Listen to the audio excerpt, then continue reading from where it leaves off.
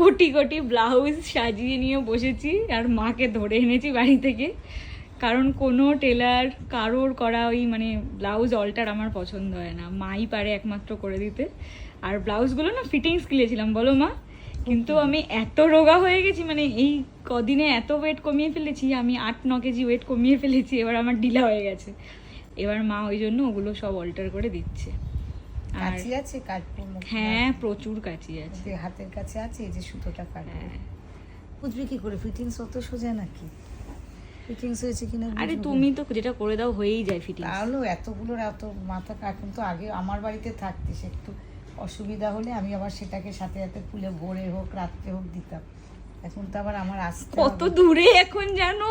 দূরে না হলেও এই বাড়িতে তো না, এক বাড়িতে তো না।